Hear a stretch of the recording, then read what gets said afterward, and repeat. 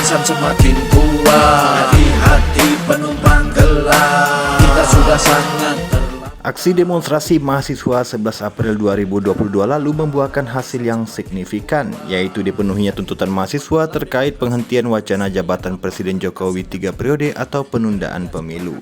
Kini, baik Presiden maupun DPR menegaskan tidak ada agenda perpanjangan masa jabatan 3 periode maupun penundaan pemilu. Pemilu 2024 akan dilakukan sesuai jadwal. Bahkan Presiden Jokowi memerintahkan jajarannya untuk segera mempersiapkan diri menyambut pesta demokrasi.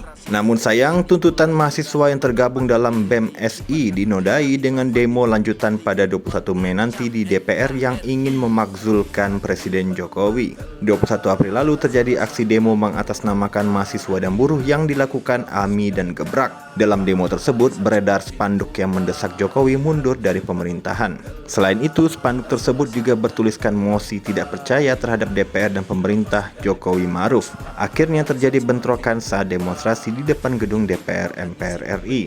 Meski membawa agenda memakzulkan Presiden Jokowi, sejumlah buruh menyatakan akan kembali menggelar demo besar pada 21 Mei 2022. Dengan kata lain, ada agenda lain yang tengah dilakukan penumpang gelap dengan dalih demonstrasi membela hak rakyat yang dilakukan sekelompok buruh dan mahasiswa, yakni pemakzulan Presiden Jokowi. Wakil Ketua MPR RI Jazilul Fawait mengimbau seluruh elemen masyarakat tidak melakukan unjuk rasa yang menimbulkan kerusuhan, apalagi dengan agenda pemakzulan pemerintahan Jokowi. Anggota DPR fraksi Partai Nasdem, Irma Suryani Chaniago, juga turut menentang bila aksi demo diupayakan untuk memakzulkan pemerintahan Presiden Jokowi. Menurutnya, unjuk rasa memang dijamin konstitusi, tapi jangan sampai ada upaya memakzulkan, apalagi pemakzulan hanya bisa dilakukan oleh parlemen dengan alasan yang konstitusional. Ia pun mewanti-wanti pihak yang berdemonstrasi untuk tidak mengklaim diri atas nama seluruh rakyat Indonesia. Sementara anggota DPR fraksi Partai Golkar Bambang Patijaya menilai negara harus memberikan ruang untuk publik dalam menyampaikan aspirasinya. Namun, ia menganggap demo pemakzulan Jokowi tidak perlu untuk dilakukan, karena Presiden Jokowi sudah menjawab tegas menolak wacana 3 periode.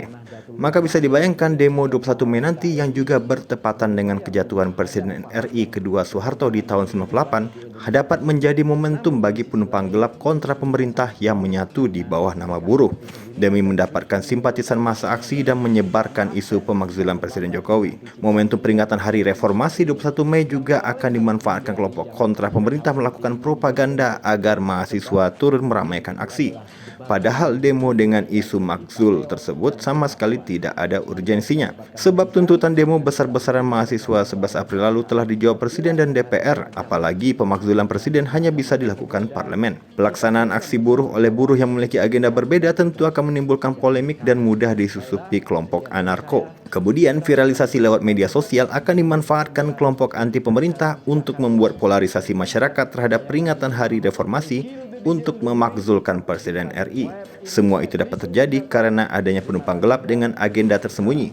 Mereka akan memanfaatkan mahasiswa dan juga buruh. Jangan sampai para penumpang gelap berhasil menjalankan aksinya dalam mewacanakan pemakzulan pemerintahan Jokowi.